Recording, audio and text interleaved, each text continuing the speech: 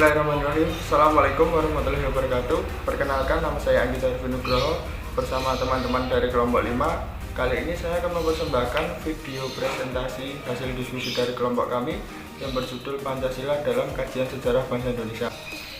Dan sebelumnya saya akan memperkenalkan anggota dari kelompok 5. Yang pertama yaitu Anggita Nugroho, yang kedua Emilia Triseptiani, yang ketiga Fitri Eka Setiawati, yang keempat Ilham Nurkolis, yang kelima Lutfiah Nur Anissa, dan yang keenam Putri Fauzia. Dan tak lupa kami ucapkan banyak terima kasih kepada Ibu dosen Bujung Sinta SPD MPD atas bimbingan dan perhatiannya. Dan untuk materi yang pertama akan disampaikan oleh Fitri Eka. Silahkan Fitri. Latar belakang Pancasila adalah 5 nilai dasar luhur yang ada dan berkembang bersama dengan bangsa Indonesia sejak dahulu. Sejarah merupakan deretan peristiwa yang saling berhubungan. Peristiwa-peristiwa masa lampau yang berhubungan dengan kejadian masa sekarang, dan semuanya bermuara pada masa yang akan datang. Hal ini berarti bahwa semua aktivitas manusia pada masa lampau berkaitan dengan kehidupan masa sekarang untuk mewujudkan masa depan yang berbeda dengan masa yang sebelumnya. Era prakemerdekaan Pancasila. Era prakemerdekaan asal mula Pancasila secara budaya melalui kajian filsafat Pancasila menyatakan bahwa unsur-unsur Pancasila berasal dari bangsa Indonesia sendiri. Walaupun secara formal Pancasila baru menjadi dasar negara Republik Indonesia pada tanggal 18 Agustus 1945. Namun, jauh sebelum tanggal tersebut, bangsa Indonesia telah memiliki unsur-unsur Pancasila dan bahkan melaksanakan di dalam kehidupan mereka.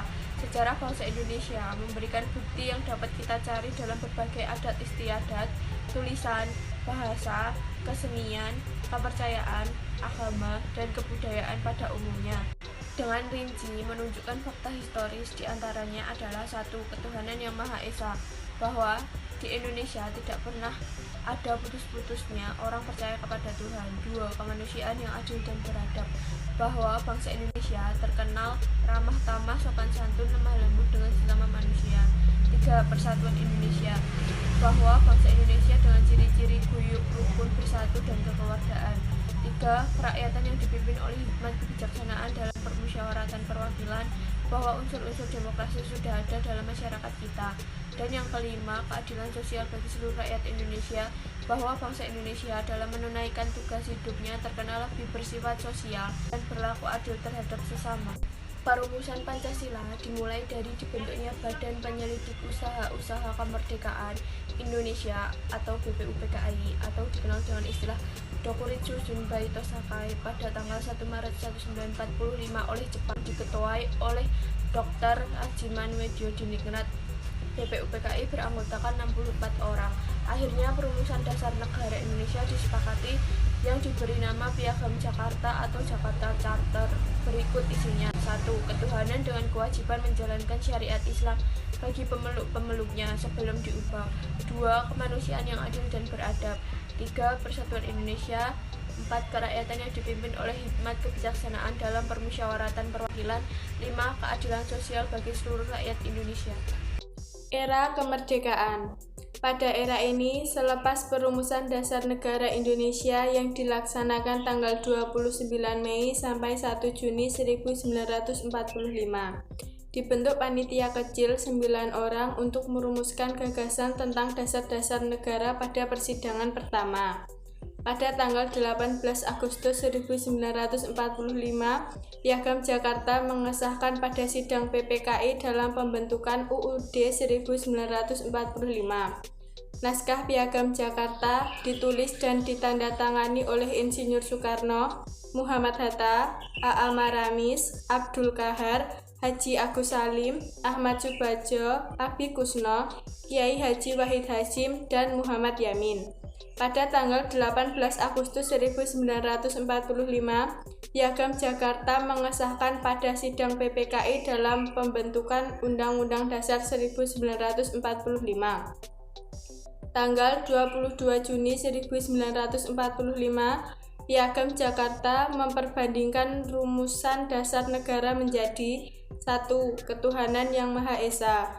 2. Kemanusiaan yang adil dan beradab. 3. Persatuan Indonesia. 4.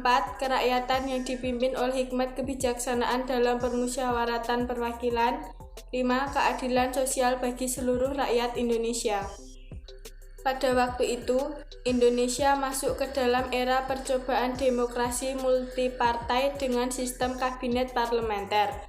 Partai-partai politik pada masa itu tumbuh sangat subur dan proses politik yang ada cenderung berhasil dalam mengusung kelima sila sebagai dasar negara. Pancasila pada masa ini mengalami masa kejayaannya. Pada akhir tahun 1959, Pancasila melewati masa kelamnya, di mana Presiden Soekarno menerapkan sistem demokrasi terpimpin untuk mencoba memerankan politik integrasi paternalistik. Pada 1965, terjadi peristiwa bersejarah di Indonesia, di mana Partai Komunis melakukan pemberontakan. Pada 11 Maret 1965, Presiden Soekarno memberikan wewenang kepada Jenderal Soeharto atas Indonesia. Pancasila pada masa pemerintahan Presiden Soeharto kemudian menjadi Corvalus yang pada akhirnya kembali menodai nilai-nilai dasar yang sesungguhnya terkandung dalam Pancasila itu sendiri. Pada 1998, pemerintahan Presiden Soeharto berakhir dan Pancasila kemudian masuk ke dalam era baru, yaitu era demokrasi hingga saat ini. Selanjutnya, era Orde Lama. Pada masa Orde Lama, sistem pemerintahan yang digunakan adalah sistem presidensial. Era ini berlangsung dari tahun 1945 sampai 1966 di bawah kepemimpinan Presiden Soekarno. Adapun perubahan sistem presidensial, yang pertama, sistem parlementer.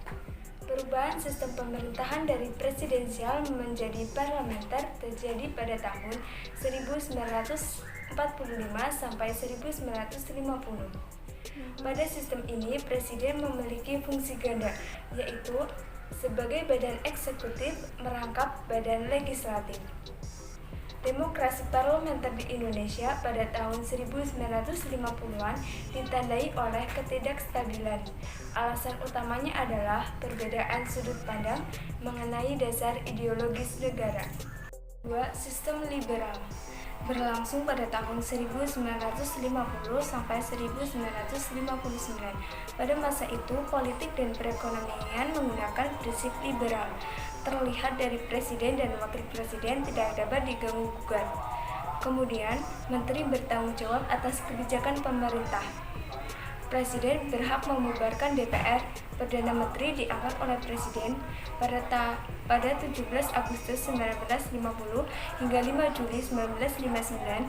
Presiden memerintahkan menggunakan Konstitusi Undang-Undang Dasar Sementara atau UUDS RI 1950.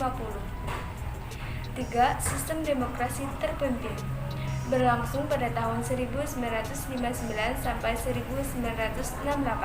Sistem ini pertama kali diumumkan oleh Presiden Soekarno dalam pembukaan sidang konstituante 10 November 1956.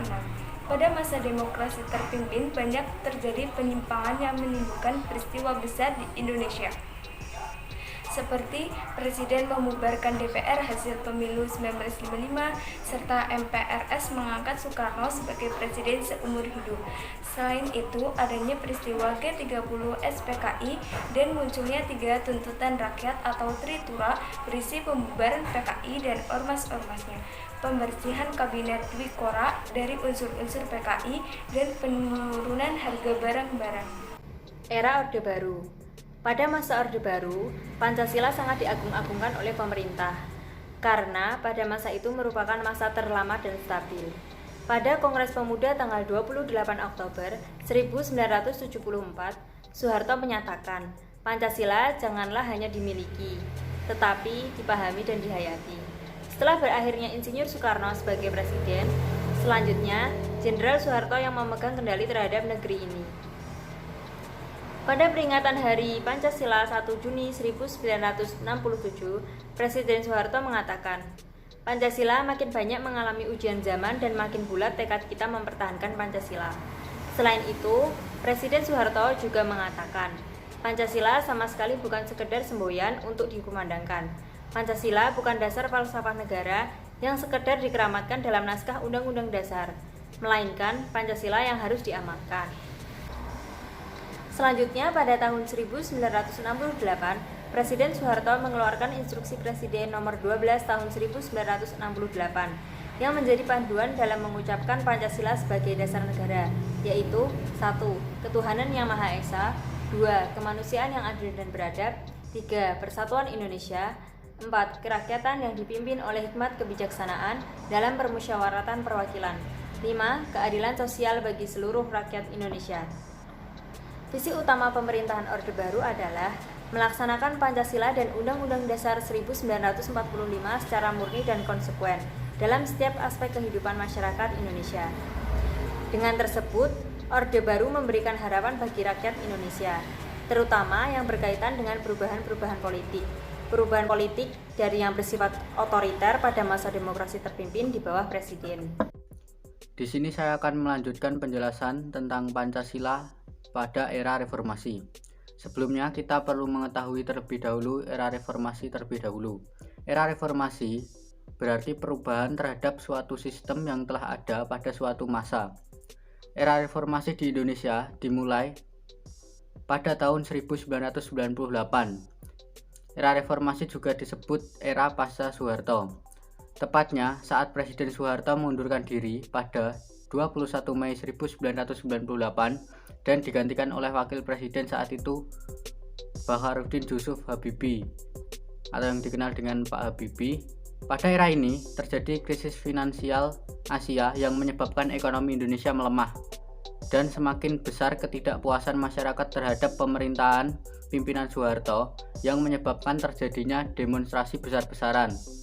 Di bawah tekanan yang besar dari dalam maupun luar negeri, Soeharto akhirnya memilih untuk mengundurkan diri dari jabatannya pada 21 Mei 1998. Pemahaman Pancasila di era reformasi sampai sekarang masih sangat minim. Hal ini sangat mengancam keamanan negara Republik Indonesia karena hilangnya rasa nasionalisme. Pancasila adalah ideologi negara sebagai pedoman masyarakat Indonesia dalam menjalankan kehidupannya. Karena jika tidak ada pedoman, radikalisme bisa saja terjadi jika masyarakat tidak mempunyai pedoman atau ideologi yang sama. Contoh-contoh radikalisme yang terjadi seperti penembakan warga sipil di Aceh pada bulan September 2010, bom dan baku tembak Jakarta Pusat 14 Januari 2016, penyanderaan sejumlah anggota BRIMOB dan Densus 88 selama 36 jam oleh 156 napi. Yang keempat, penyerangan Polsek Daha Selatan 1 Juni 2020, pelaku membakar mobil patroli. Yang kelima, penembakan Mabes Polri Jakarta 31 Maret 2021 yang terbaru tahun ini. Masih banyak lagi radikalisme yang terjadi namun tidak dicantumkan dalam slide. Dengan banyaknya aksi radikalisme yang terjadi, maka kita perlu memperluas pemahaman tentang ideologi negara Indonesia, yaitu Pancasila. Jangan mudah menerima ideologi atau paham-paham baru yang masuk ke Indonesia, karena cara paling mudah untuk mencegah radikalisme adalah menjaga persatuan dan kesatuan ideologi negara. Sekian, terima kasih.